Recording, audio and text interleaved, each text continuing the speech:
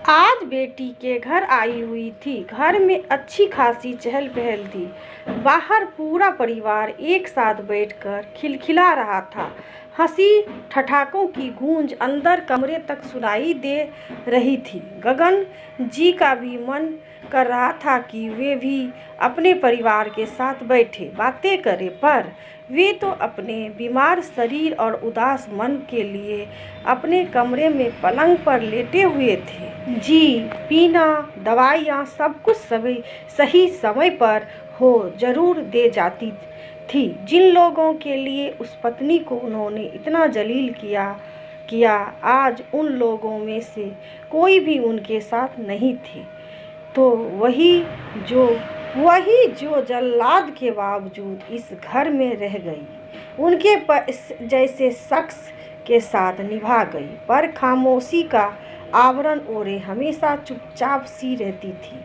जानते थे कि बाहर बच्चे हंस रहे हैं और बोल रहे हैं, और वे उनको हंसते बोलते देखकर सिर्फ मुस्कुरा कर चुपचाप उन लोगों को देख रही होगी। आज भी याद है उन्हें जब सुमन उनकी पत्नी बनकर इस घर में आई थी। कितनी खुश मिजाज की थी। वे हमेशा हंसती खिलखिलाती रहती थी। उसका यही स्वभाव जो पसंद आया था उन्हें जब उन्होंने अपने एक रिश्तेदार की शादी में उसे देखा था। बस एक नज़र में ही उनकी बेबक हंसी उनके दिल को भा गई थी, और इसलिए उन्होंने शादी के लिए हाँ कर दी थी। पर यह नहीं पता था कि इसी हंसी के वे दुश्मन हो जाएंगे। अक्सर अम्मा से डांट भी खा लेती। आखिर बहू का इतना हसन नहीं था। और फिर अपनी अम्मा का मन रखने के लिए गगन जी भी सुमन को ही डांट कर चुप करा देते थे। लेकिन सुमन भी क्या करती, अपने स्वाभाविक स्वभाव को तो छोड़ नहीं सकती थी, और उसका स्वभाव तो वैसे ही हंसमुख था।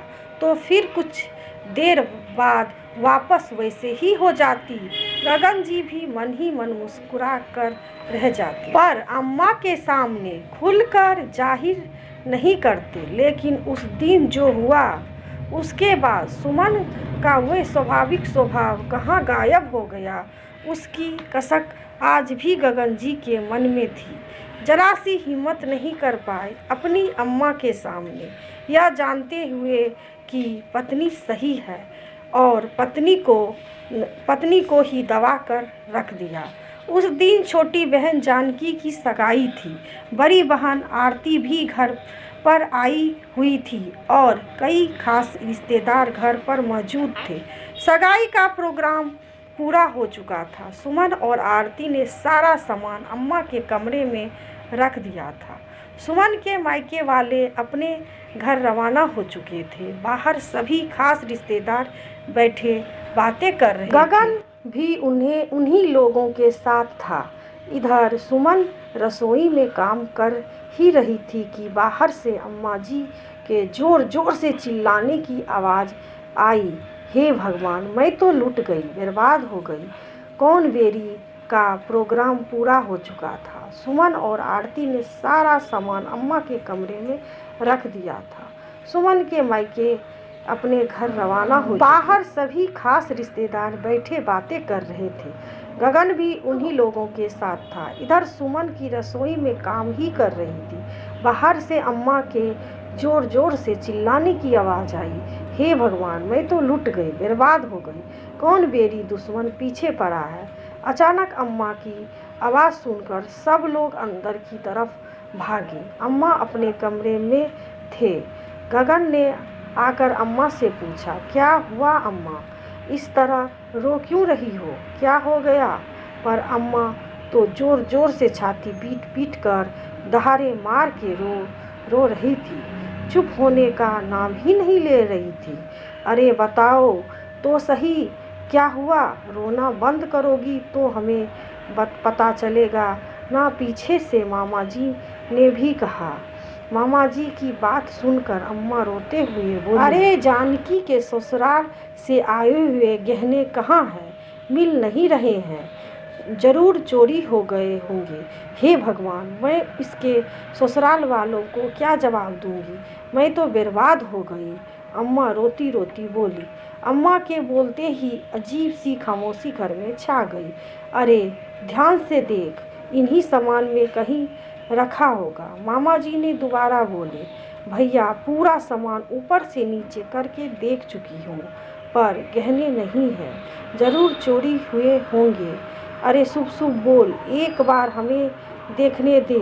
अम्मा को परे हटाकर मामा जी खुद सामान चेक करने लगे, लेकिन उसमें गहने नहीं थे। फिर कुछ सोचकर मामा जी बोले, अरे गहने कोई इन सामानों के साथ यहाँ रखेगा क्या? अलमारी में रख दिए होंगे तुमने, देख जरा। अरे मैंने सामान कहाँ रखा है? सामान तो आरती और सुमन रख ही रही थी। हाँ तो आरती और सुमन से पूछ ले, जरूर उन्होंने अलमारी में रख दिए होंगे। मामा, तुमने रख देख जरा। अरे मैंने सामान कहाँ रखा है?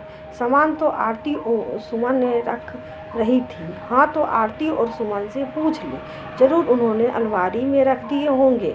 मामा जी ने समझाने पर अम्मा ने आशा भरी नज़रों से आरती की तरफ देखा तो आरती ने कहा, अम्मा मुझे क्या देख रही हो?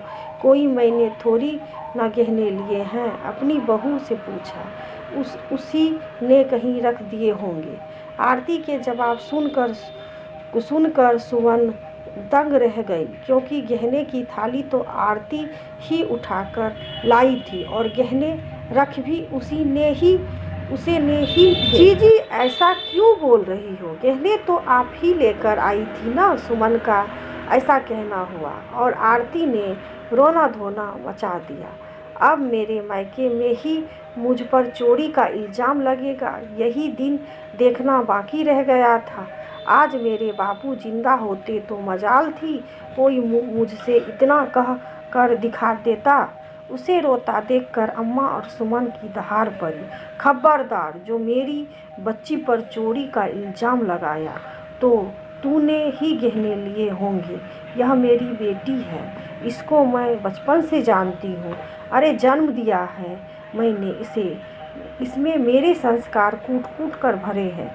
तू बाहर से आई है, जरूर तू ही गहने लिए होंगे और तेरे मायके वालों को दे दिए होंगे, तभी तेरे मायके वाले इतने जल्दी चले गए।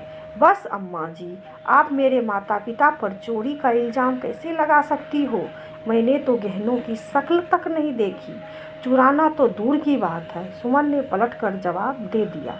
बस फिर क्या था, आरती और अम्मा दोनों ही सुमन पर चढ़ पड़ी, लेकिन इस बार सुमन भी बराबर जवाब दे रही थी। आखिर उस पर चोरी का इल्ज़ाम लगा था, कोई छोटी मोटी बात होती तो ना थी, पर घर में इतना हंगामा होते देखकर मामा जी ने बीच में बचाव किया। लेकिन आरती और अम्मा तो चुप होने का नाम ही नहीं ले रही थी। सच बता, गहने कहाँ पर है? अगर तूने नहीं बोलेगी तो तेरे माँ बाप से जाकर हम लोग लेंगे और वही सबके सामने उनकी इज्जत को मटिया मैल करेंगे। दोस्तों, कहानी का अंतिम भाग देखने के लिए अगली वीडियो का इंतज़ार करें, जल्द से जल्द लेके आऊँगी।